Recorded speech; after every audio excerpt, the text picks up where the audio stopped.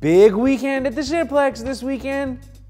No, that's called a lie. I tricked you. You got tricked by me, the Trick Master. What's coming out this weekend is a movie that's highly anticipated if you consider yourself a true art house cinephile fan of important indie cinema. And that's a movie called Shame, which was directed by Steve McQueen, who started out in England, not the Steve McQueen that rides motorcycles and is dead. The Steve McQueen that started out as the English visual artist who became super famous kind of overnight as a new auteur filmmaker when he directed Michael Fassbender in the story about the Bobby Sands body starve. What is it called when you say no food for me?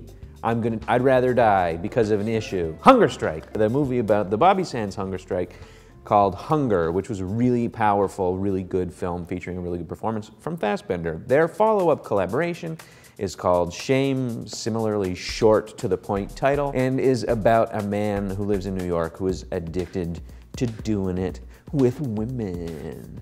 And maybe with men too. He just loves having sex. Everybody's really kind of excited about this in the art house circle because it's done well at a bunch of festivals. We saw it at TIFF. And also, it's one of the first films in a long time that American distributor Fox Searchlight is letting it get to the theater with an NC-17 rating, which forever has been kind of anathema. It's killed the box office potential. Well, they've kind of realized that the box office potential is what it's going to be. This is not a movie that anybody would kind of stumble into with their kids and get scared off of by an NC-17 warning. It's full of lingering shots of Michael Fassbender's butt and his penis hanging down and his penis kind of going in front of the camera and his butt kind of pumping and humping and his penis humping inside a woman and like lots of like penis jacking and lots of butt pumping and boobs and mouth kissing and like all kinds of like really horny like body pumping moves, and kind of an equally impressive number of kind of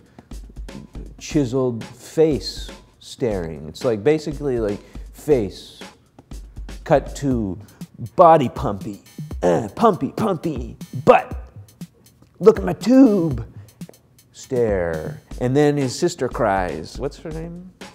Carey. Sister Carey Mulligan, another good performance, cries. The movie's full of good performances and a lot of naked parts. Unfortunately, it's also spectacularly boring, which sometimes people treat as a positive for art house cinema because there's this belief that there's some kind of separation between regular Hollywood cinema and art house cinema. And art house cinema is good if it is kind of slow and languorous and drawn out. That can be true when filmmakers using that slowness or boringness or languorousness to make a point, but Shame doesn't actually make a point. It's just a story of, and I'm not being overly unfair, it's not a movie about making a point. It's a movie about the visceral sensation of being addicted to sex. Unfortunately, it's not that complicated, it's not that deep, it's not really about anything, and as a result, it's just boring instead of being boring in the service of some bigger, more important point. Whether or not you like that's up to you. I don't. I recognize that it's a movie that's got a bunch of good things that's also ends up not being a very good movie, which I know is